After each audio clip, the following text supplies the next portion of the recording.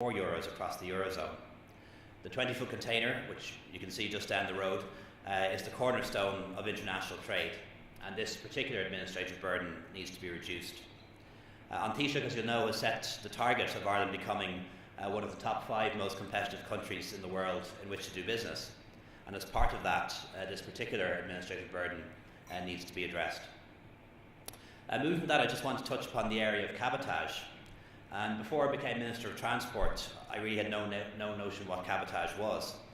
So to briefly explain to those of you who are not familiar with road freight, it is the carriage of goods by a haulier in a different country. For example, it's where an Irish haulier is carrying out haulage in another member state.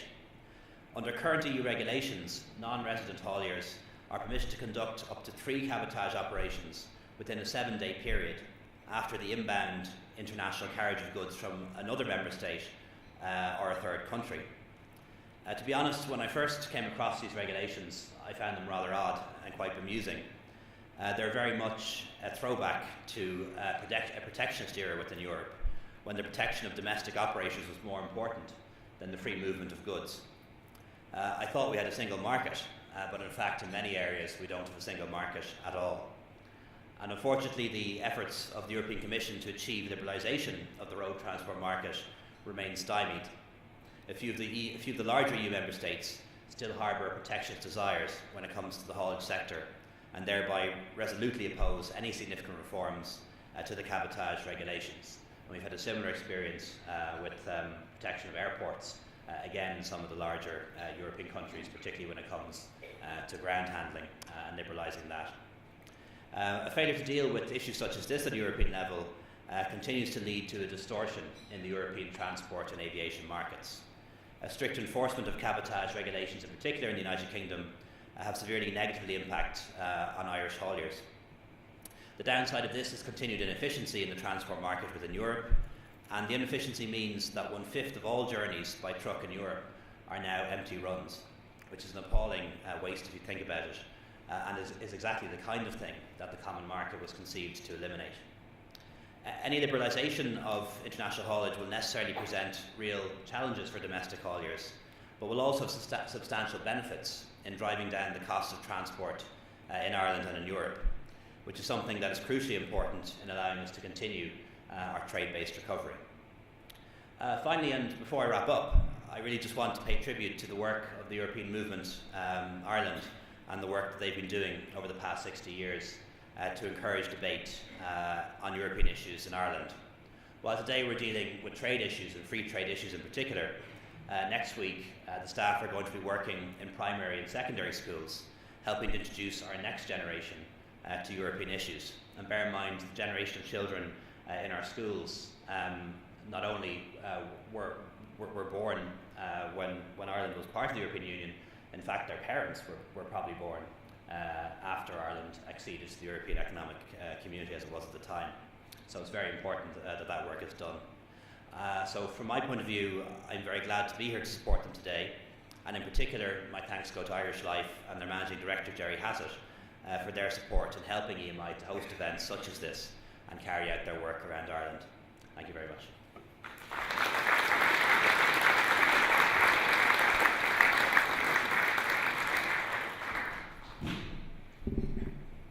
Thank you, Minister. That was very interesting and enlightening.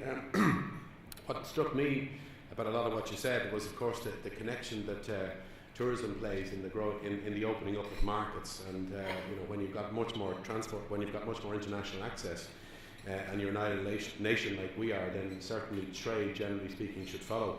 Your comments about cabotage were interesting. I thought it was a new hybrid of cabbage, and maybe that's. Listening to you speak about it, maybe that's what it sounds like it is, and perhaps needs to be dealt with. I'm aware now that we have 2 more presentations to get through, so I'm going to plough straight on and introduce our second speaker this morning. I'd like to invite Paul Mahon to the stage. Paul was appointed President and Chief Executive Officer of Great West Lifeco in May 2013. He's been with Great West for more than 27 years, having joined the company in Winnipeg after earning his Bachelor of Commerce degree at the University of Manitoba. Paul is a member of the Board of Directors of the Canadian Life and Health Insurance Association. He's also a board member of the Cancer Care Manitoba Foundation and Misericordia Health Centre Foundation. Paul, you're very welcome to Ireland. We very much look forward to hearing your perspective on the EU's transatlantic free trade agreements and no doubt on some other topics as well. Please give Paul a very warm welcome.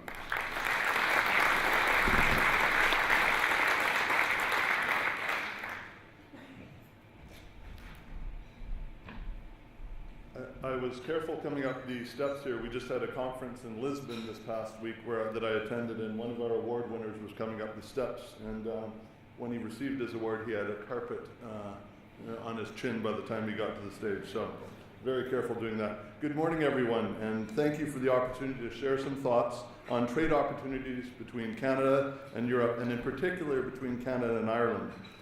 First, I'd like to acknowledge my new Irish Life colleagues, their brokers and clients who join us here today. Canada Life has had a presence here in Ireland since 1903, something that we at Great-West Lifeco view as an important part of our heritage. And when I was here last July marking Irish Life's joining Great-West Lifeco, my new Irish Life colleagues confirmed that the Mann family has deep roots in County Waterford.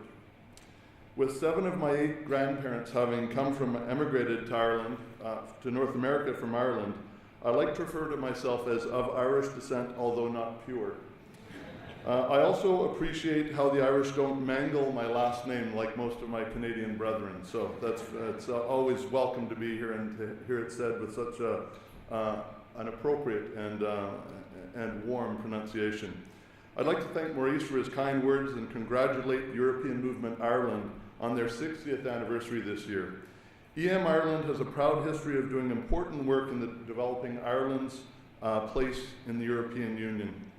Indeed, Ireland's membership in the EU was an important factor with Great-West's decision to invest in Ireland. We in Canada hear a lot about US-EU relations, so I'd like to commend you on today's event, which focuses on EU-Canada relations, with particular emphasis on our new trade agreement. I want to acknowledge the hard work that Minister Varadkar and his colleagues in the Irish government have done in supporting Ireland's economic recovery and re-establishing Ireland's reputation as an excellent place to do business. I don't think people in Ireland fully appreciate how much the rest of the world admires the resilience you've shown in addressing challenges and getting on with solutions. There's a lot of very positive sentiment now towards Ireland, and there's no doubt in my mind that the recovery is well underway. I understand that I'm not the only Canadian in the room today. Ireland and Canada have enjoyed a significant trading relationship to date, and we've maintained close association with the Irish-Canadian Business Association, which has done a lot to promote these ties. I understand that their membership is well represented at this event. However, the primary purpose of my visit is to highlight the benefits of the recent trade agreement signed between the EU and Canada. I'm delighted that Canada is part of the most significant deal of its kind signed by the EU. I believe this will have substantial benefits for both, and in particular, I believe Ireland can benefit disproportionately from the deal if it adopts the right strategy. My comments this morning start with Great-West Lifeco and the reason behind our €1.3 billion investment in Irish Life. Given our positive experience, I'll then explain why Ireland can benefit from closer ties with Canada, particularly with the new EU trade deal. We are deeply committed to Ireland and to Canada, so we believe this is very natural to strengthen these ties and see to it that both countries benefit from this. It was our pleasure last summer to welcome Irish Life into the Great-West Lifeco group of companies, which have deep roots in their respective communities, markets, and countries, with 20,000 employees and thousands of distribution associates around the world. The video you saw earlier was developed for the first gathering of the Irish Life and the Canada Life staff. I would note that there was, here at the Convention Centre, I think there was almost 2,000 people who joined in. We were able to serve up some Guinness, which made it all the better. We actually had the commitments here as an amazing entertainment. And I think for the good fortune of the proprietor of the Ferryman pub across the river, I think he had 500 guests shortly after it had closed here. So I believe he called on Jerry and some of his associates to pull the taps and to keep the Guinness flowing. We recognize the importance of trusted brands to clients who rely on us for their financial security.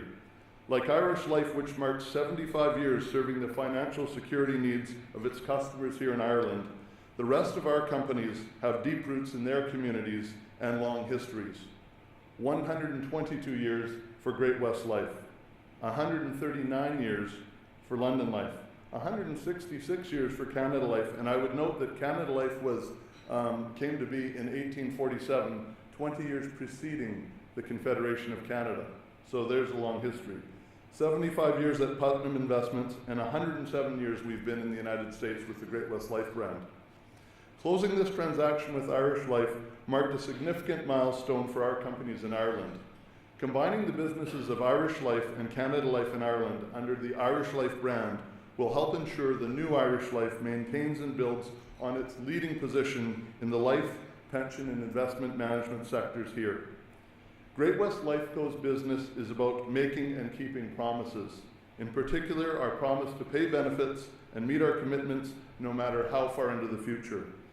To deliver on our promises requires a long-term focus and a commitment to operate in a responsible and sustainable manner. Our strategy is to have leading market positions in our chosen segments, so Irish Life is a perfect addition to the Lifeco family as the market leader here in Ireland, in combination with our former Canada Life business. Great-West Lifeco has demonstrated strength and stability through the financial crisis of the last 5 years. We have over 516 billion euro in assets under administration, up 71% since 2008. Our market cap is in excess of 20 billion euro. Our major operating subsidiaries receive strong ratings from 5 rating agencies and are the strongest among Canadian insurers and compare very favorably to global life insurers. In fact, we are one of very few life insurers that were not downgraded during the financial crisis. As part of Great-West Lifeco, Irish Life is now part of one of the world's leading life assurance organizations.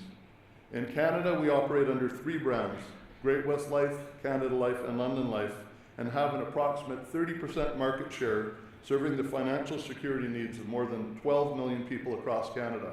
I would note that that ratio for Canada is 1 in 3, and I would note that earlier the video outlined that Irish Life meets the needs of 1 in 3 adults here in Ireland, so our 2 organizations are very similar.